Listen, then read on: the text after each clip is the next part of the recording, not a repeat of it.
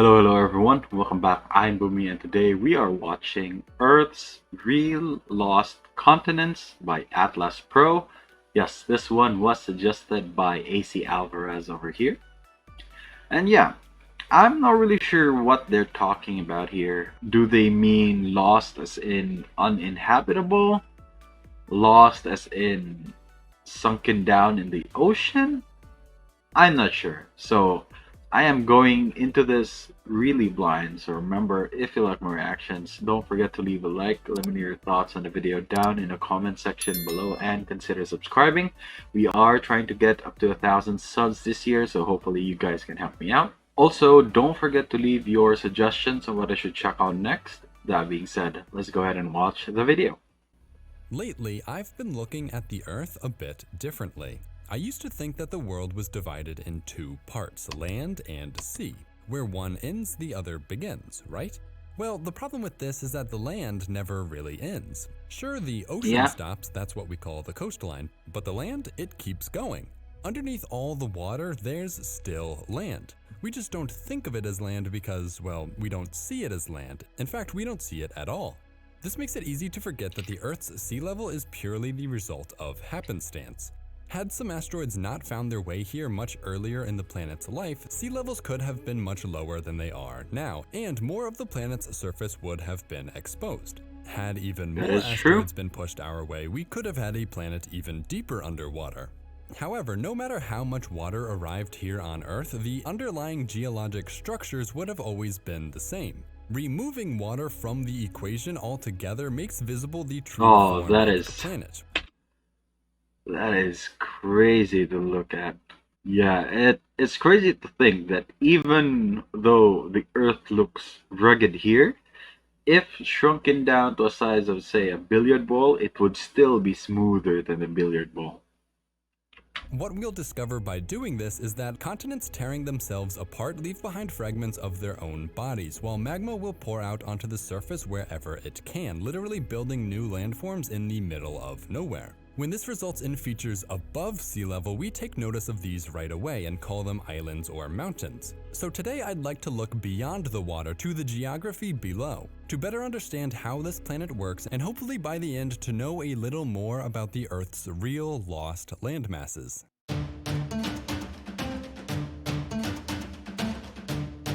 Okay, this should be an interesting video. I'm excited for this. I'd like to start by talking about by far the largest and most well-known of these submerged features. I actually made a whole video about it already, but for those watching who might be new here, this is Zealandia. Here we find a continental fragment nearly 5 million square kilometers in size, over twice the size of Greenland and more than half the size of nearby Australia. Had this landmass been raised just a little higher, it's hard to say whether we would have considered this its own separate continent or merely the biggest island on the planet. Of course, we don't need to worry about that because despite having such a large rocky foundation, only 7% of the landmass actually exceeds above sea level to support land, what we call the islands of New Zealand and New Caledonia. This wasn't the case 80 million years ago, however. Back then, Zealandia was packed in tight between Australia and Antarctica, compressing its overall area in exchange for making the landmass sit much higher above the ocean. But slowly, as Australia and Antarctica broke away from one another, Zealandia was caught between them and was spread thinner and thinner until only the land's tallest mountains were elevated enough to stand above the ocean. Oh, okay. I wasn't sure what perspective we were looking at there, but the bottom is Antarctica. I thought it was somewhere else entirely. Shedding continental peripheral crust like this is just one way huge amounts of elevated crust to make its way below sea level. Another way is for the land to have been born underwater. This process starts when oceanic crust subsides under continental crust, creating an oceanic trench followed by a line of volcanoes fueled by the decomposition of the subsiding crust. Yep. The most popular example of this tends to be the Andes Mountains, where the Nazca Plate is being driven beneath the South American Plate, creating the Atacama Trench before building up a 7,000 kilometer long line of mountains and volcanoes. Where this same process happens without the backup of pre-existing continental crust, like where the Pacific Plate subducts beneath the much smaller Mariana Plate, the mountains and volcanoes are generated underwater. What's been created is a landmass covering over 1 million square kilometers. Ooh, that's a Named lot. after the Izu, the Bonin, and the Marianas Islands, the Izu-Bonin-Mariana Arc features at least 60 active volcanoes. Technically, this means the landmass isn't actually lost, but rather is emerging. It's this very same process of volcanic land building that resulted in the nearby Japanese islands, and in fact, if you back up even further, you can see the Pacific Plate being encompassed under several of the surrounding plates. Yeah, This the Ring has of all Fire. led to the buildup of mini volcanic chains, all together known as the Ring of Fire.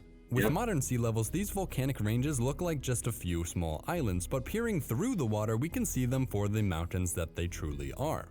The only place where this volcanism has not resulted in a significant dry landmass yet is here. Though had humans taken just a couple million more years to evolve, we could have inherited a much longer Japan, as well as an even more crowded Pacific Rim. Much longer Japan. That Combining would be these two crazy to processes imagine. together is how we begin to describe these two rises right here, the Ontong Java Plateau and the Manihiki Plateau. You see, 120 million years ago, Australia and Antarctica began to pull apart, stretching the ocean floor between them enough to cause it to rip open. This led to the outpouring of 80 million cubic kilometers of basaltic magma, building the largest oceanic plateau on Earth. But as Australia and Antarctica moved further apart, this huge igneous province was broken into pieces. The Ontong Java Plateau is the larger of these volcanic fragments, covering 920,000 square kilometers, but is currently subsiding under the Solomon Trench, fueling the building of the nearby Solomon Islands.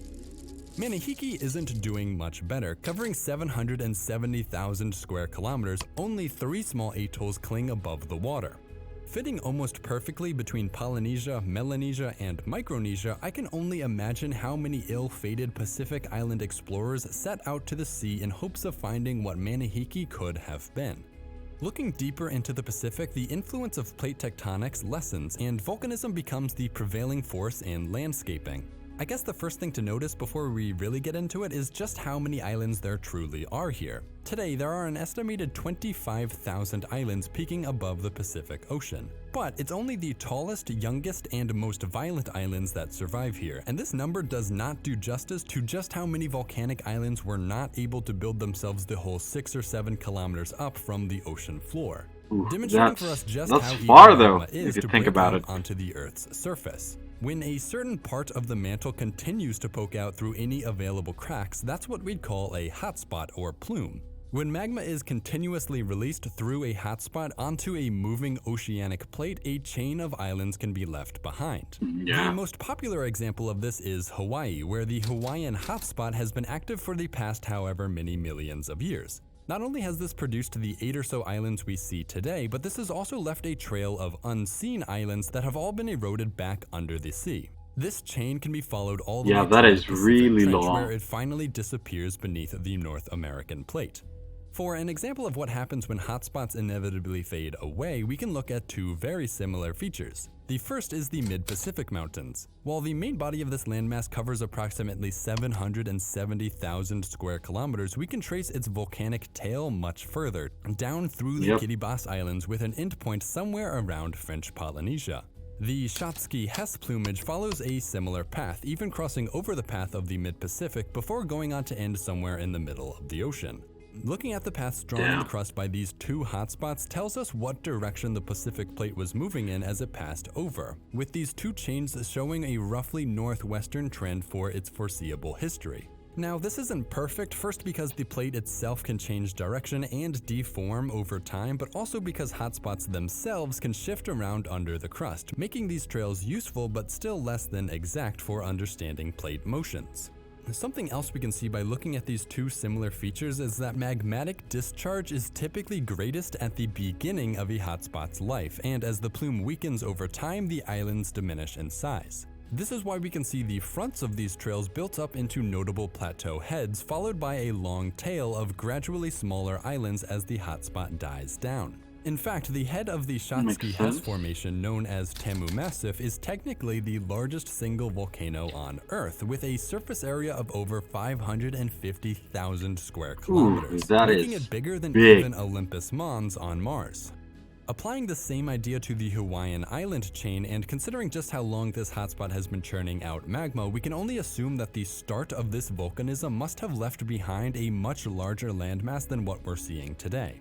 The only problem is it has since disappeared beneath Russia and is likely at least partially the reason why Kamchatka is so built up today. Meaning not only has the main body of the Hawaiian continent been lost, it's been erased off the face of the earth, and there's no way for us to ever know what it was like. But the Pacific isn't the only ocean on Earth, meaning we still have a lot Atlantic. to talk about. So we're going to need to move over to the Indian Ocean. Indian While this Ocean, may in okay. fact be the most boring ocean when it comes to islands, looking below the water reveals a different story. Whoa. The biggest thing happening here, and the second biggest lost landmass I'll be talking about, is Kerguelen Plateau. Active for 130 million years, the Kerguelen hotspot has produced an igneous province stretching over 1.2 million square kilometers, or over half the size of Greenland. But this isn't even the full story, as 120 million years ago, before Antarctica had fully torn itself away from Australia, this hotspot built up rock on both sides of the oceanic rift. As the continents were driven further away, a 300,000 square kilometer chunk I have of the no Kerguelen idea what I'm landmass looking was at. kept by the Australian plate, Oh, okay. transporting the feature known as Indian Broken Ocean, Ridge of course, thousands of duh. miles away from its origin. While it is exciting trying to imagine a world with more of this microcontinent exposed, looking at the small collection of islands that do remain here shows us that the local climate would have been very cold. For example, the tiny Kerguelen Islands feature extensive glaciers even now, and Oh, most yeah. of the landmass sits That's right. even closer to Antarctica. That being said, Kerguelen Plateau also reaches all the way up to 45 degrees south, theoretically placing the northern realm into the temperate zone. Showing that with enough precipitation, Kerguelen could have featured its own thriving exotic flora and fauna. As to who would have been the first to discover and inhabit such a place, we can only speculate. Now, Austronesians departing from the Indonesian islands made it all the way to Madagascar by as early as 350 BCE, leading me to believe they could have made it here as well. But having originated in the tropics, I'm not sure how enthusiastic these people would have been about That's true. colonizing a sub-Antarctic land. And so it likely Subantarctic, would not have been subantarctic until the indeed. It will be too cold for them, most likely. I mean, I myself, I'm not bothered with the cold that much, so that would have been okay-ish for me if I transfer to a colder climate. But to them, who's only known tropical for their entire lives and don't have like the modern conveniences that we have to battle with cold, that would have been a Greenland Iceland situation. They would just leave. European age of exploration that larger populations better equipped for the environment would have arrived. In the end, Kerguelen likely would have ended up resembling New Zealand, both in terms of landscape and demographics. Broken Ridge, on the other hand, would have experienced a climate similar to southwestern Australia, a much better environment for migrating people groups, and likely would have been significantly populated upon the arrival of Europeans. Looking right beside Broken Ridge, however, we'll find a plateau of similar elevation but a radically different shape. Yeah, Running that's almost parallel basically to a 90 straight degrees line. east, the 90 East Ridge is another product of a plate being dragged across a volcanic hotspot, only this time, instead of building a chain of seamounts, a more continuous landmass was constructed. The result being a single 5,000 kilometer long landform, only coming to an end where deposits from the Bengal fan mask any further buildup. In total, 90 East covers an area of over 740,000 square kilometers, and that's not even including the Osborne Plateau. Had this been above the sea, we could have ended up with a very strange line of land running straight from That's Myanmar true. deep into the center of the Indian Ocean. It's hard to guess the implications this landmass would have had for both human and natural history, but at the very least, I can say this would have acted as a solid wall against ocean currents, interrupting and/or redirecting the global transport of water. Also, that would be like basically a wall that would protect most of Asia from like tsunamis. It would suck for the inhabitants there, but they would basically be like the first wave. It depends on how high the islands go if it were to like arise, but yeah, if it's something like this, it will get wiped out real quick. Potentially altering weather patterns in drastic and unpredictable ways. The rest of the notable features in the Indian Ocean all come from the messy breakup between India and Africa. This divide was driven by the Central Indian Rift, which in turn released a huge outpouring of magma, building what's known as the Deccan Traps in southern India. As the rift forced the subcontinent to move further and further away, the hotspot fell over parts of the newly created ocean, building an extension off the Indian coast called the Chagos Laccadive Ridge, leaving a much longer Indian subcontinent than meets the eye. Whoa. What igneous material from this Deccan event ended up on the other side of the rift combined with pre-existing continental scraps to form the Mascarene Plateau. While the islands of Seychelles and Mauritius cover only 0.8% of the 300,000 square kilometer landmass, parts of it sit just 8 meters below sea level, meaning that only a couple thousand years ago during the last ice age, when sea levels were up to 130 meters lower than modern sea levels, much more of the Mascarene Plateau poked above the surface to become a much more sizable mid-Indian archipelago. The Mascarene wasn't the only scrap of crust to come apart from Africa, however, and it's easy to forget that India and Madagascar stayed together at first. It was only 50 million years or so after splitting from Africa that Madagascar started to lag behind, eventually crumbling away into the island we're familiar with now. But just like the Mascarene and really all of these, there's more than what you're seeing here. In fact, the Madagascar landmass extends much further south over an area roughly equal to what sits above sea level today.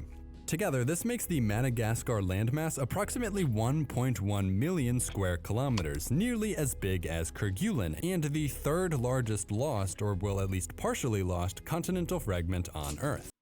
Yeah, it almost looks like around 40% of the entire landmass is already below sea level. So it would have been interesting. We would have gotten like more diverse. Well, Madagascar is already diverse when it comes to fauna. It would have been interesting what would have grown there if all of those land were to arise back up. The southernmost part of the plateau, what's called Walter's Shoal, sits just 18 meters below sea level, meaning that at least a portion of this greater Madagascar was also dry just a few thousand years ago during the last glacial maximum.